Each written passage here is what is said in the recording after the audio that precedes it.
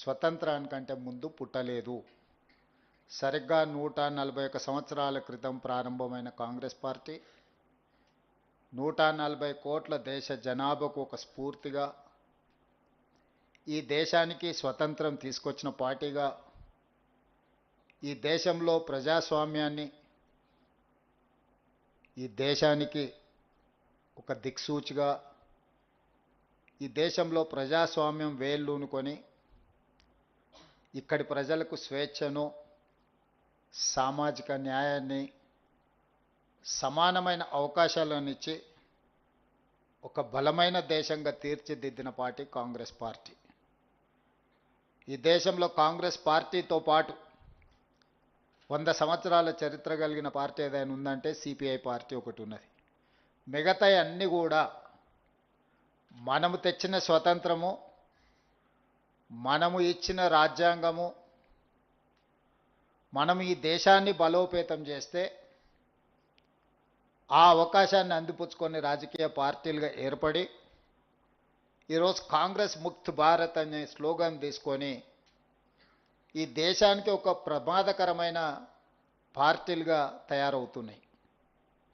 అట్లాంటి కీలకమైన సందర్భంలో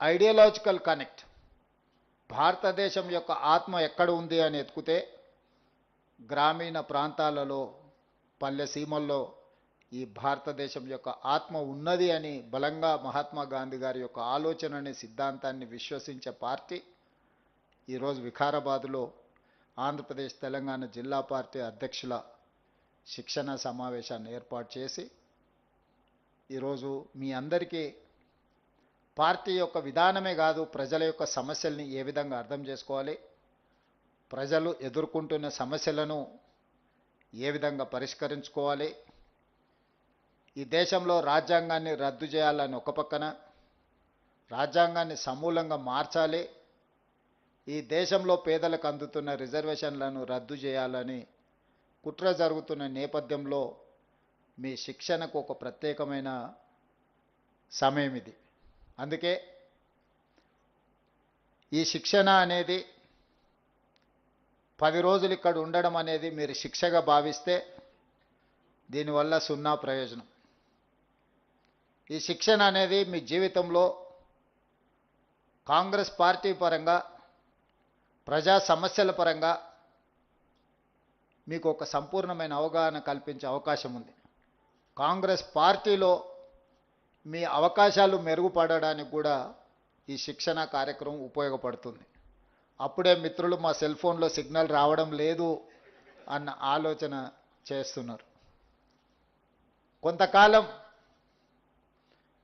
మీకు సిగ్నల్ లేకపోతే ప్రజలతో ఉంటే ఏ విధంగా ఉంటుందో కూడా ఒక గొప్ప అనుభూతి. మొదటి రోజు అలా అనిపిస్తుంది, రెండవ రోజుకి అలవాటు అవుద్ది, మూడవ రోజుకి అదే ఇష్టం అవుద్ది. కాబట్టి మీరందరూ, మనమందరం, ఈ వేదిక మీద ఉన్నోళ్ళు ఎవరైనా, ఎవరికి వారసత్వంగా హోదాలు రాలేదు, వారసత్వంగా హోదా రావడానికి అవకాశం ఉన్న వైఎస్ షర్మిల గారి వేదిక మీద ఉన్నారు. కానీ వారసత్వంగా వారేది తీసుకోలేదు. మీరు ఒక్కసారి ఆలోచన చేయండి. మోతీలాల్ నెహ్రూ గారు వేల కోట్ల రూపాయల ఆస్తులను దేశానికి, జాతికి అంకితం చేశారు.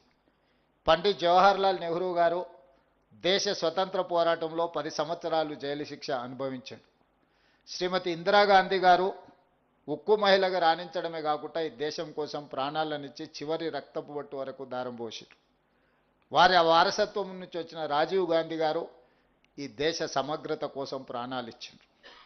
వారి ఆశయాన్ని కొనసాగించాలని శ్రీమతి సోనియా గాంధీ గారు పడ్డ శ్రమ, ఇద్దరు చిన్న పిల్లల్ని ఒళ్ళో పెట్టుకొని ఈ దేశం కోసం వారు సర్వం త్యాగం చేసి ఈ దేశానికి నాయకత్వ సమస్య వచ్చినప్పుడు కాంగ్రెస్ పార్టీకి, దేశ నాయకత్వానికి అండగా నిలబడి ఒక మంచి నాయకత్వాన్ని సోనియా గాంధీ గారు అందించారు.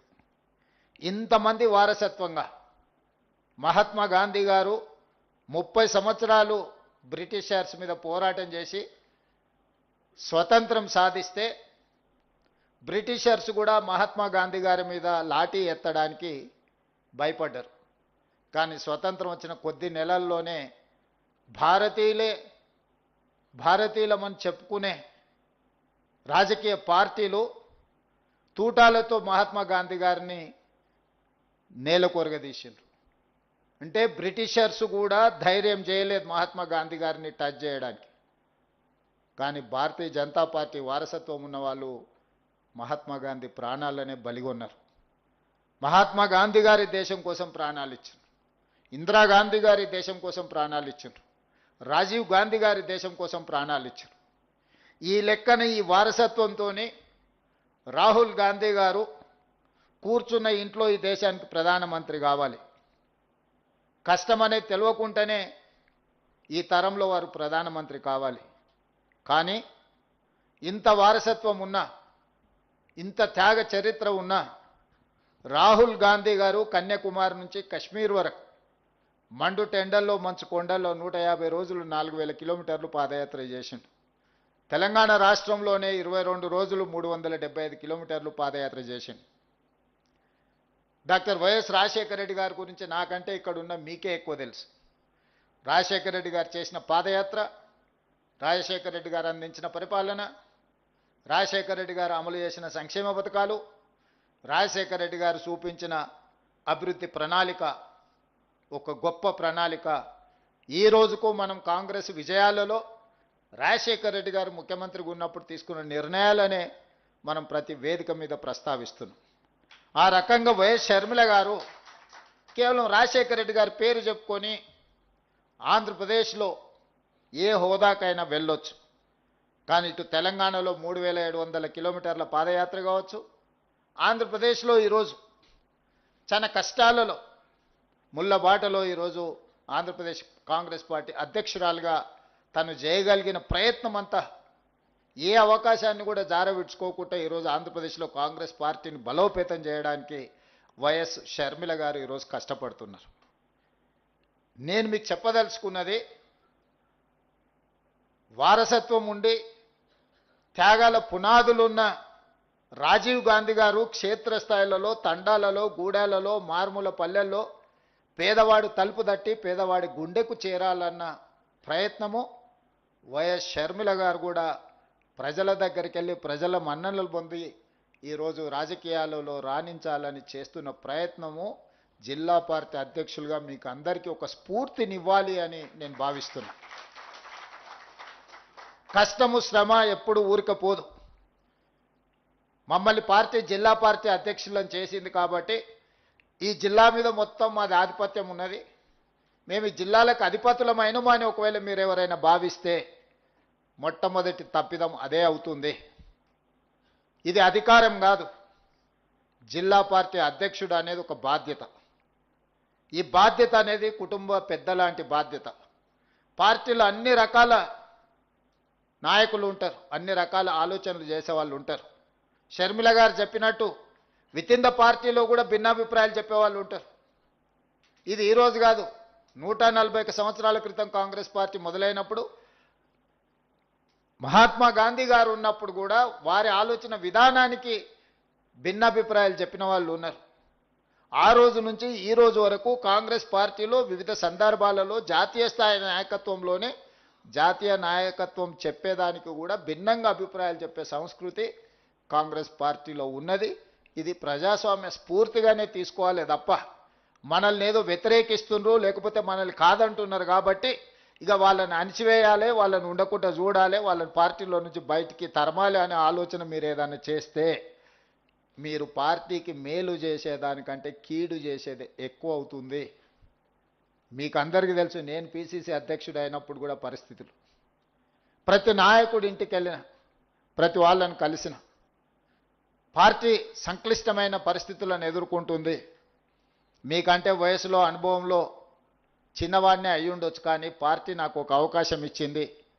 మీరందరూ సహకరించండి, అందరం కలిసి కొట్లాడితే తప్పకుండా మనకు మంచి రోజులు వస్తాయి అని చెప్పి ప్రతి నాయకుడి ఇంటికి వెళ్ళి కలిసిన వాళ్ళందరూ వీలైనంత మేరకు నేను వెళ్ళి కలిసిన తర్వాత వాళ్ళందరూ కూడా పర్వాలేదు, మన దగ్గరికి అయితే వచ్చిండు కదా, తను చెప్పే ఆలోచన పార్టీకి ప్రయోజనం చేకూరుస్తుంది కదా, మనందరం కలిసి పనిచేస్తే అందరికీ భవిష్యత్తు ఉంటుంది కదా, మనం 5-10 మంది నాయకులం పోటీ పడ్డోళ్ళము పోట్లాడుకుంటే లక్షలాది మంది కార్యకర్తలు పార్టీని నమ్ముకున్న వాళ్ళకి అన్యాయం జరుగుతుంది కదా అని అందరూ పెద్ద మనసు చేసుకొని ముందుకు వస్తే సరిగ్గా 2.5 సంవత్సరాలలో మనం కాంగ్రెస్ పార్టీని 2.5% ఓట్ల నుంచి 40% ఓట్లకు తీసుకెళ్లగలిగినాము. మిత్రుడు వంశీచంద్ర రెడ్డి గారు చెప్పినట్టు గ్రామ కమిటీలు, మండల కమిటీలు, జిల్లా కమిటీలు, రాష్ట్ర కమిటీలను వేసుకునే ముందు డిజిటల్ మెంబర్షిప్, అంతకుముందు మెంబర్షిప్ బుక్లు ఇస్తే ఊర్లో కూర్చొని ఒక నాయకుడు ఆ ఊర్లో తెలిసిన వాళ్ళందరూ, మనకు కావాల్సిన వాళ్ళందరి పేర్లు రాసి మెంబర్షిప్లు ఇచ్చేది. అట్లా కాదు, డిజిటల్ మెంబర్షిప్ చేయాలని ఏఐసిసి ఆదేశించినప్పుడు పద్ధతి ప్రకారంగా ప్రతి ఇంటికి వెళ్ళి ఒక యాప్ క్రియేట్ చేసి ప్రతి మనిషిని కలవండి, చేరతామన్న వాళ్ళనే పార్టీలో చేరించుకోండి అని చెబితే గ్రామ స్థాయి, మండల స్థాయి, జిల్లా స్థాయి నాయకత్వం అంతా ప్రతి నియోజకవర్గానికి ఒక సమన్వయకర్త అనేసి మనం పంపించి 119 నియోజకవర్గాలలో ఒక క్రమ పద్ధతిలో మెంబర్షిప్ చేస్తే 42 లక్షల మెంబర్షిప్లు మనకు అయినాయి. సరిగ్గా 60 రోజుల్లో 42 లక్షల మందిని పార్టీలో డిజిటల్ మెంబర్షిప్ చేసినాము. ఢిల్లీకి అనుమానం వచ్చింది వీళ్ళు ఊరికే ఏదైనా ఈ వివరాలు సేకరించినమని.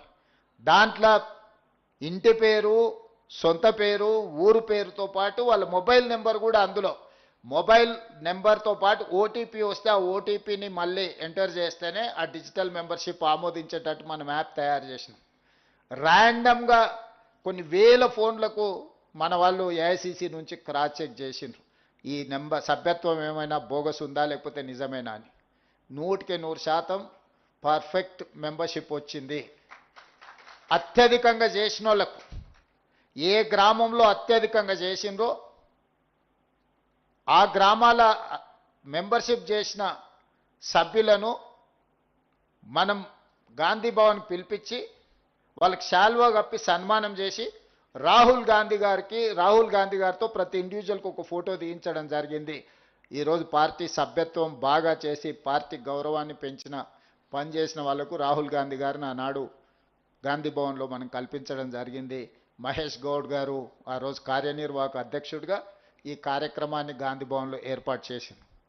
ఆ రోజు క్షేత్రస్థాయిలో నేను సిఎల్పి లీడర్ బట్టి విక్రమార్క గారు పర్యటిస్తుంటే కార్యనిర్వాహక అధ్యక్షుడిగా మహేష్ గౌడ్ గారు గాంధీ భవన్ వదలకుండా అక్కడ కూర్చొని సమస్యలతో వచ్చేటోళ్లను, పంచాయతీలు పెట్టేటోళ్లను, రకరకాల విన్యాసాలు చేసేటోళ్ళు అందరిని కూడా సమన్వయం చేసుకుంటూ గాంధీ భవన్ దగ్గర కాపలాగా ఉన్నాడు. కాబట్టి నేను పిసిసి అధ్యక్షుడిగా, వారి కార్యనిర్వాహక అధ్యక్షుడిగా ఈ పార్టీ అధికారంలోకి రావడానికి మేమందరం కూడా ప్రయత్నం చేసినాం. ఈ నేపథ్యంలో ఈరోజు మీరు జిల్లా పార్టీ అధ్యక్షులుగా పార్టీ అధికారంలో ఉన్నప్పుడు మీకు అవకాశం వచ్చింది. మేము అధ్యక్షులం అయిపోయినాం కాబట్టి ఇంకా మేము జీవితంలో కష్టపడాల్సిన అవసరం లేదు అని మీరు అనుకుంటే మీ అవకాశాన్ని మీరు జారవిడ్చుకున్న వాళ్ళే అవుతారు. ఇవాళ అక్కడ సత్యం ఎమ్మెల్యే అయినా, రాజ్ ఠాకూర్ ఎమ్మెల్యే అయినా, బీర్ల ఐలయ్య ఎమ్మెల్యే అయినా, వీళ్ళందరూ ఆనాడు జిల్లా పార్టీ అధ్యక్షులుగా పనిచేసింది కాబట్టి, రామ్మోహన్ రెడ్డి గారు ఎమ్మెల్యే అయినా, వీళ్ళందరూ కూడా జిల్లా పార్టీ అధ్యక్షులుగా బాగా పనిచేసింది కాబట్టి వాళ్ళందరికీ ఎమ్మెల్యే టికెట్లు వచ్చినాయి. ఊరికే రాలే వాళ్ళందరికీ ఎమ్మెల్యే టికెట్లు.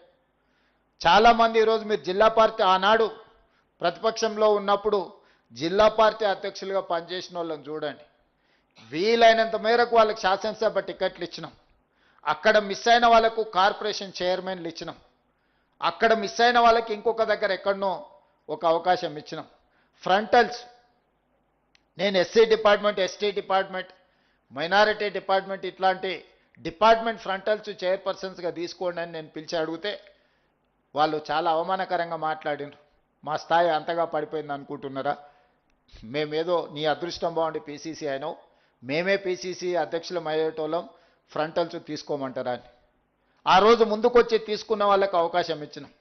ప్రభుత్వం వచ్చిన మరుక్షణం 37 మంది ఫ్రంటల్స్కు కార్పొరేషన్ చైర్మన్లు ఇచ్చినప్పుడు అప్పుడు అర్థమైంది ఫ్రంటల్స్కి బాధ్యత తీసుకోకపోవడం ఏమైందో. ఎన్ఎస్యుఐ అధ్యక్షుడికి ఎమ్మెల్సీ ఇచ్చినాం. Youth Congress general secretary national Rajya Sabha ఇచ్చినాం. యూత్ కాంగ్రెస్ స్టేట్ ప్రెసిడెంట్కు ఈరోజు శాప్ చైర్మన్ ఇచ్చినాం. ప్రతి ఒక్కరికి పార్టీ బాధ్యత తీసుకున్న వాళ్ళను ప్రభుత్వంలో భాగస్వాములను చేసినాం. ఈరోజు 67 మంది కార్పొరేషన్ చైర్మన్లు అయ్యిండ్రు అని అంటే పార్టీ బాధ్యత చేసిన వాళ్ళని ఎతికి మరి వాళ్ళ కార్పొరేషన్ చైర్మన్లు, ఎమ్మెల్యే టికెట్లు, ఎంపీ టికెట్లు ఈరోజు ఇవ్వడం జరిగింది. మీకందరికీ కూడా నా సూచన ఒక్కటే, మీ ప్రతి చర్య మేము గమనిస్తూనే ఉంటాం. ప్రతిరోజు మార్కులు వేయదు పార్టీ. మనం ఎంత బాగా చదువుకున్నా సంవత్సరానికి ఒకటేసారి పరీక్షలు పెడతారు. ఆ పరీక్షలల్లో మన రిజల్ట్ తెలుస్తుంది. మీకు కూడా మీరు ఏమనుకుంటున్నారంటే మేము ఏం చేసినా ఎవరు చూస్తలేరు, ఎన్నికల ముందల ఎవరో నాయకుడిని పట్టుకుంటే ఆ కోటాలనో ఈ కోటాలనో వస్తుందని. ఇక ఏ కోటాల్లో మెరిట్ కోటా ఒక్కటే ఉంది కాంగ్రెస్ పార్టీలో. మీరు ఆ మెరిట్ కోటాల పాస్ అయితేనే మీకు ఏదైనా అవకాశం వస్తుంది. ఆల్రెడీ ఒక మెరిట్ కోటాలో మీరు జిల్లా పార్టీ అధ్యక్షులు అయినరు. జిల్లా పార్టీ అధ్యక్షులు అవ్వడం అనేది మీకు ఎన్నో డోర్లు ఓపెన్ అయిపోయినాయి.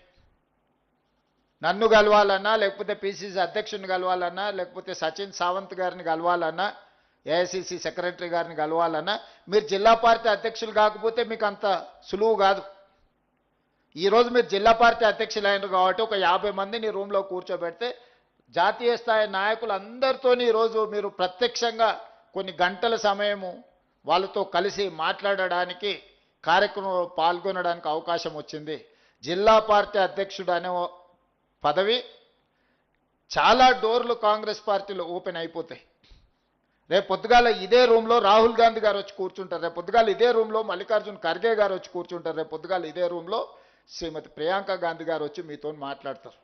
కాంగ్రెస్ పార్టీ అధ్యక్షుడు అవుతే జాతీయ నాయకత్వం మొత్తాన్ని మీరు ప్రత్యక్షంగా కలిసి వాళ్ళతో మాట్లాడడానికి, మీ అనుభవాలను లేకపోతే మీ ఆలోచనలు పంచుకోవడానికి ఇది ఒక అవకాశం. ఈ అవకాశాన్ని మీరు సద్వినియోగం చేసుకోకుండా అక్కడ వెడమ బొజ్జున్నాడు, ఆయన ఎమ్మెల్యే అయ్యిండు.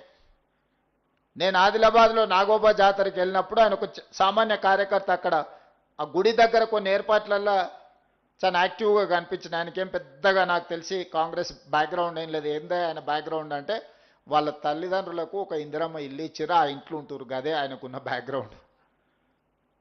కానీ క్రియాశీలకంగా కనిపిస్తే ఎవరో ఆ పేరు కనుక్కొని ఎవరికో చెప్తే పేరు రాసుకుంటే తర్వాత పిలిపించి ఓ చిన్న బాధ్యత ఇచ్చి అక్కడి నుంచి ఈరోజు ఎమ్మెల్యే టికెట్ ఇస్తే ఎమ్మెల్యే అయ్యండి. కాంగ్రెస్ పార్టీ బీఫామ్కున్న బలం అలాంటిది. ఏమీ లేదు వాళ్ళకి. ఆయన ఎమ్మెల్యే అయ్యేటప్పుడు కూడా ఇందిరమ్మ ఇల్లే ఉంది. కాబట్టి ఇక్కడ ఉన్న వాళ్ళకి ఏమైనా ఉండొచ్చు. చాలా వాళ్ళు డబ్బులు ఉన్నోళ్ళు ఉండొచ్చు, డబ్బులు లేని వాళ్ళు ఉండొచ్చు, లేకపోతే కులం ఉన్నోళ్ళు ఉండొచ్చు, కులం కొంచెం చిన్న చూపు చూస్తురని బాధ కలిగేటోళ్ళు కూడా ఇక్కడ ఉండొచ్చు, నాకు తెలియదు. అన్నిటికీ మించిన కాంగ్రెస్ పార్టీ అధ్యక్ష పదవి మీ దగ్గర ఉంది. అది అన్నిటికంటే విలువైంది. ఈ విలువైన పదవిని మీరు దుర్వినియోగం చేసుకుంటే ఇక మిమ్మల్ని ఆ దేవుడు కూడా బాగు చేయలేడు. ఈ పదవిని పొదుపుగా వాడుకొని, పదవిని ప్రజల కోసం వినియోగించి, పదవిని కార్యకర్తల్ని సమన్వయం చేసుకోవడానికి వాడుకుంటే మీరు ఎమ్మెల్యేనో, ఎమ్మెల్సో, ఎంపీఓ, మంత్రో, ముఖ్యమంత్రో ఏ స్థాయికైనా మీరు ఎదగడానికి ఇది ఉపయోగపడుతుంది. ఇది తొలిమెట్టు మీ రాజకీయ జీవితంలో. జిల్లా పార్టీ అధ్యక్షుడు అనేది మీ రాజకీయ జీవితంలో ప్రతివాడికి ఒక కోరిక, ఒక ఆలోచన, ఒక పట్టుదల ఉంటుంది. కానీ అది చేరుకోవడానికి, అది సాధించుకోవడానికి చాలామందికి అవకాశాలు రావు. ఈరోజు మీ జిల్లాలోనే ఎంతమంది పోటీపడి ఉంటారో మీకే తెలుసు. మరి అంతమందిలోకి వెళ్ళి పార్టీ మీకు అవకాశం ఇచ్చిందంటే సంపూర్ణమైన విశ్వాసం మీ మీద పెట్టుకున్నది పార్టీ. మీరు ఆ విశ్వాసాన్ని దెబ్బతీయకండి. జిల్లా పార్టీ అధ్యక్షుడు అంటే నచ్చనోళ్లను అడ్డు తొలగించుకోవడం కాదు, నచ్చనోళ్లను కూడా దారిలోకి తెచ్చుకోవడమే జిల్లా పార్టీ అధ్యక్షుడి యొక్క బాధ్యత. మీరు చాలా చూసి ఉంటారు, ఎన్నికల కంటే ముందు ఎన్ని రకాల సమస్యలు వచ్చినా కూడా మేము ఎవరిని బయటకు పోనీయకుండా అందరిని ఏదో ఒక రకంగా లాక్కొచ్చి అందరిని ఒక దగ్గర కూర్చోబెట్టుకొని ఎన్నో రకాలుగా అందరినీ సమన్వయం చేసుకుంటే ఈరోజు మనం ప్రభుత్వాన్ని ఏర్పాటు చేసుకోగలిగినాము. ప్రభుత్వం ఏర్పాటు చేసినప్పుడు మన మెజారిటీ 2%. 4 నెలల తర్వాత జరిగిన పార్లమెంట్ ఎన్నికలలో మిగతా పార్టీ కంటే మన మెజారిటీ 4%. 2 సంవత్సరాల 2 నెలల తర్వాత జరిగిన మున్సిపల్ ఎన్నికల్లో మన మెజారిటీ మిగతా పార్టీ కంటే 12%. మనకు రెండో స్థానం ఉన్న వాళ్లకు అసెంబ్లీలో 2%, మనకు రెండో స్థానంలో ఉన్న పార్లమెంట్ ఎన్నికల్లో 4%, మనకు రెండో స్థానంలో ఉన్న మున్సిపల్ ఎన్నికల్లో 12% ఈరోజు మన మెజారిటీ పెరిగింది అని అంటే ఇది కార్యకర్తల యొక్క శ్రమ, ప్రజలకు మన పట్ల ఉన్న నమ్మకం, విశ్వాసము, ఈరోజే నమ్మకం, విశ్వాసాన్ని కొనసాగించడమే కాకుండా ప్రజలకు ఉపయోగపడే కార్యక్రమాలు తీసుకోవాలి. మీరిక్కడ సమన్వయం చేసుకోవడం ఎలా అనేది నేర్చుకోవాలి. పార్టీ విధానం ఏందనేది తెలుసుకోవాలి. కాంగ్రెస్ పార్టీకి గతమే కాదు భవిష్యత్తు కూడా ఉన్నది. భవిష్యత్తు దేశానికి సంబంధించిన భవిష్యత్తు. ఈ దేశంలో కాంగ్రెస్ని, ఈ దేశాన్ని విడదీసి చూడలేము. ఈ దేశం యొక్క ఆత్మనే కాంగ్రెస్ పార్టీ. ఈ దేశం యొక్క ఆత్మను దెబ్బతీయాలని ఈరోజు భారతీయ జనతా పార్టీ లాంటి పార్టీలు కుట్ర చేస్తున్నాయి. అది అంత ఆషామాషి విషయం కాదు. ఈరోజు పార్లమెంట్లో రాహుల్ గాంధీ గారిని మాట్లాడనివ్వకపోయినా, గాంధీ కుటుంబాన్ని అవమానించే విధంగా మాట్లాడినా, గాంధీ కుటుంబాన్ని అవినీతి ఆరోపణలతో ఈరోజు బీజేపీ అవమానించాలనే ప్రయత్నం చేస్తుంది.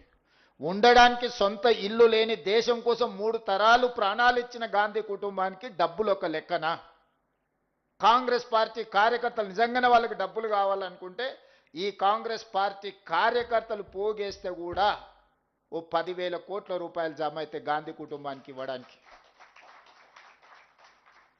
మనమందరం గాంధీ కుటుంబానికి ఒకవేళ ఆర్థిక అవసరాలు ఉన్నాయి అనంటే తలా ఓ చెయ్యి వేస్తే తెలంగాణ నుంచి ఒక 1000 కోట్లు పోగేసి ఇవ్వగలిగిన శక్తి ఈరోజు కాంగ్రెస్ పార్టీ కార్యకర్తలకు ఉన్నది. ఉండడానికి సొంత ఇల్లు లేదు. రాహుల్ గాంధీ గారిని పార్లమెంట్ సభ్యత్వం రద్దు చేసినప్పుడు, ఇల్లు ఖాళీ చేయించినప్పుడు రాహుల్ గాంధీ గారికి ఎక్కడికి వెళ్ళి ఉండాలనో అర్థం కాల. చివరికి వాళ్ళ అమ్మ దగ్గరికి 10 జన్పత్లో పోయి ఉన్నాడు. ఇల్లే లేని రాహుల్ గాంధీ గారికి డబ్బులు అవసరమా? 3 తరాలు దేశం కోసం ప్రాణాలు ఇచ్చిన గాంధీ కుటుంబానికి డబ్బులు అవసరం ఉన్నాయా? ప్రాణాలే లెక్క చేయకుండా దేశం కోసం త్యాగం చేసిన వాళ్ళకు ఎవరి దగ్గరైనా డబ్బులు తీసుకునే అవసరం ఉందా?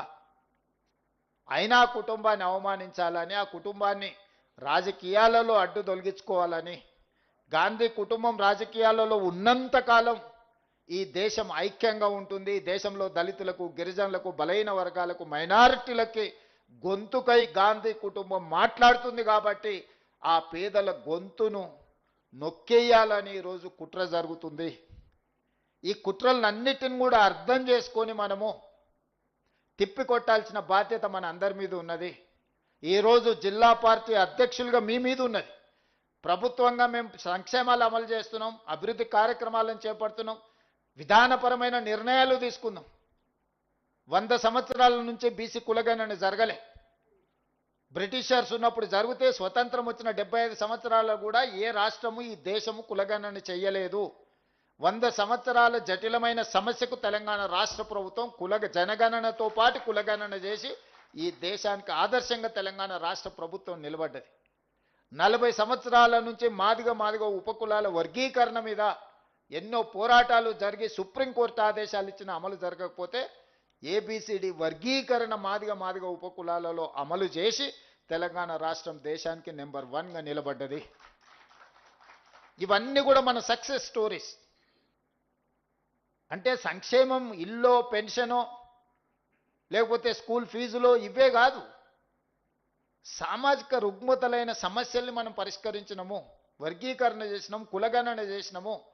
42% బీసీలకు స్థానిక సంస్థలలో మనం రిజర్వేషన్లు ఇస్తామంటే సర్పంచులలో 49.83% సర్పంచులను చేసినాము. మున్సిపల్లో 63% ఓబీసీలను ఇవాళ మనం కౌన్సిలర్లుగా, కార్పొరేటర్లుగా, మున్సిపల్ చైర్పర్సన్స్గా చేసినాం. ఇవన్నీ ఎలా సాధ్యమైనాయి అంటే కాంగ్రెస్ పార్టీ ఉండడం వల్లనే సాధ్యమైనవి.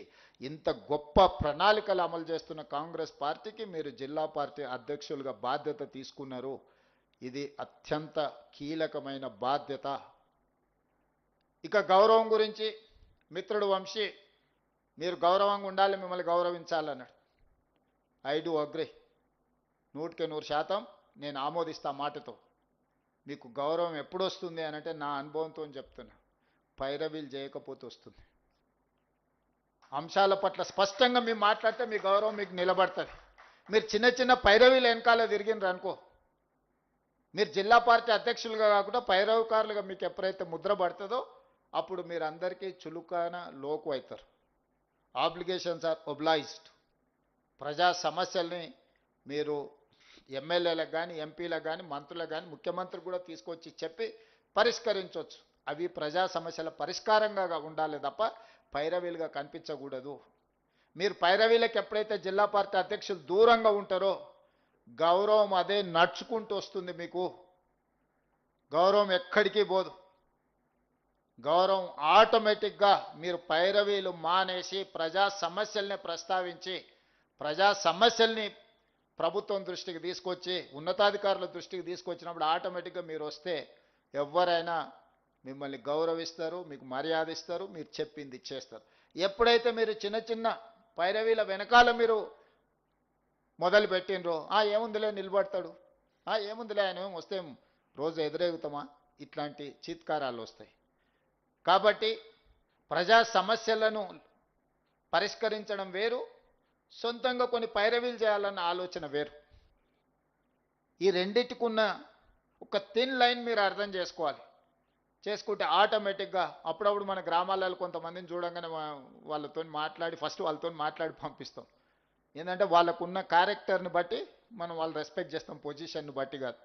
మీరు కూడా జిల్లా పార్టీ ప్రెసిడెంట్లుగా మీ క్యారెక్టర్ని మీరు ప్రూవ్ చేసుకుంటే అది ఎవరైనా, ఈరోజు సచిన్ రావు గారు ఉన్నారు, ఆయనకేం హోదా లేదు, కానీ ఏ రాష్ట్ర ముఖ్యమంత్రి అయినా సచిన్ రావు వస్తే ఫస్ట్ సచిన్ రావు గారు మీరు రాండి, ఏం పని మీద వచ్చి ఏందని అడిగి మాట్లాడతారు. ఎందుకు? That is his character. He doesn't have any personal agenda. He don't ask any personal favor. He is not trying to get something from anyone who is having position or anything. Just he is serving. He is serving. That's all. If you people also you are going to serve for poor people or party, definitely you will get that respect. I'm assuring you. నేను 20 ఏళ్ళు 2006లో నేను మొట్టమొదటిసారి ZPTC అయినా, 2007లో MLC అయినా, 2009లో MLA అయినా, 14లో MLA అయినా. ప్రతి జూన్లో 2006 జూన్ నేను జడ్పీటీసీ, 2007 జూన్ నేను ఎమ్మెల్సీ, 2009 జూన్ నేను ఎమ్మెల్యే, 2014 జూన్ నేను రెండోసారి ఎమ్మెల్యే, 2019 జూన్ నేను ఎంపీ, 2021 జూన్లో నేను పీసీసీ ప్రెసిడెంట్ను, 2023 డిసెంబర్లో నేను ముఖ్యమంత్రిని. సరిగ్గా 16 సంవత్సరాలలో ఒక జిల్లా పరిషత్ మెంబర్ నుంచి ముఖ్యమంత్రి వరకు అవకాశం వచ్చింది. అది కాంగ్రెస్ పార్టీ ద్వారా. నేను ఎప్పుడైనా ప్రజా సమస్యల మీద అందరితో కొట్లాను. ఏ రోజు కూడా శ్రీధర్ బాబు గారు అప్పుడు ఇప్పుడు మంత్రి, వారిని అడుగుని, వారు నాకు మంచి మిత్రుడు. ఏ రోజన్నా చిన్న పని అయినా, రాజశేఖర రెడ్డి గారికి నేనంటే బాగా ఇష్టం, నేను కనిపిస్తే వాటి హీరో అని కొట్టి మాట్లాడటం నేను ఎమ్మెల్సీగా ఉన్నప్పుడు. ఏ రోజు కూడా వారితో నాకున్న ఇంటిమసిలా ఏ రోజు పర్సనల్ ఫేవర్ అడగలే. నా కౌన్సిల్ స్పీచెస్ తీసుకోండి, ఎందుకంటే వారు అప్పుడు నేను బడ్జెట్లో ఫస్ట్ బడ్జెట్ వారు రెండోసారి ప్రభుత్వం వచ్చినాక నేను మాట్లాడింది ఉంటుంది. యూట్యూబ్లో మీకు ఎక్కడన్నా ఉండొచ్చు, చూడండి. రాజశేఖర రెడ్డి గారు ముఖ్యమంత్రిగా లేచి ఎంత గౌరవంగా రిప్లై చేసిండ్రు. అంటే ఏ రోజు కూడా మేము పైరవీల వెనకాల పరిగెత్తలేదు, సమస్యలను లేవనెత్తినము, కొట్లాడినాం. కాబట్టి అవకాశం వచ్చింది. మీకు కూడా జిల్లా పార్టీ అధ్యక్షులుగా ఒక మంచి బ్రహ్మాండమైన అవకాశం వచ్చింది. ఈరోజు ప్రభుత్వం ఉన్నది, పార్టీ ఉన్నది తెలంగాణలో బలంగా. ఆంధ్రప్రదేశ్ జిల్లా అధ్యక్షుల్ని, ఆ రాష్ట్ర పార్టీ అధ్యక్షురాలని స్ఫూర్తిగా తీసుకోండి. అక్కడ వాళ్ళు పడుతున్న కష్టాలకు ఇక్కడ మీకున్న కంఫర్ట్కు ఉన్న తేడాన్ని మీరు గమనించండి. అందుకే ఈరోజు పరిపాలన పరంగా 2 రాష్ట్రాలుగా విడిపోయిన మన ఆలోచనలు, పార్టీని 2 రాష్ట్రాలలో మనం అభివృద్ధి చేసుకోవాల్సిన అవసరం ఉన్నది. ఆంధ్రప్రదేశ్లో కాంగ్రెస్ పార్టీ బలపడితే మనకు ప్రయోజనము, మనం బలంగా ఉంటే వాళ్లకు ప్రయోజనము. ఈ 2 రాష్ట్రాలు కలిసి ఎదగాలి, కలిసి అభివృద్ధి జరగాలి. ఈ 2 రాష్ట్రాలు దేశానికి ఆదర్శంగా నిలబడే విధంగా మనం వ్యవహరించాలి. 2 రాష్ట్రాల జిల్లా పార్టీ అధ్యక్షులు సంపూర్ణమైన బాధ్యతతోని ఈ రోజు నుంచి పునరంకితం కావాలి. నిన్నటి వరకు మీకు ఎవరితోనైనా సమస్య ఉండొచ్చు, మీరు జిల్లా పార్టీ అధ్యక్షుడిగా బాధ్యత తీసుకున్నారంటే మీ వయసుతో సంబంధం లేదు, ఆ జిల్లాకు మీరే కుటుంబ పెద్ద. మీరు కుటుంబ పెద్ద అంటే కుటుంబంలో ఎన్నో రకాల సమస్యలతోని, ఎన్నో రకాల ఆలోచనలతోని కుటుంబంలో సభ్యులు ఉంటారు. వాళ్ళందరినీ సమన్వయం చేసుకోవడమే మీ యొక్క విజయం. మీరందరూ ఖచ్చితంగా బాగా చేస్తారని, బాగా చెయ్యాలని, చేసే క్రమంలో మా అందరి సంపూర్ణమైన సహకారం ఉంటుందని మీ అందరికి కూడా తెలియజేస్తూ మరొకసారి మిమ్మల్ని అందరినీ మనస్ఫూర్తిగా అభినందిస్తున్నా. ఎన్నో మంది పోటీ పడ్డా మీరు అధ్యక్షులుగా అవకాశం వచ్చింది. దీన్ని సద్వినియోగం చేసుకొని ముందుకు వెళ్ళాలి. ఆదర్శంగా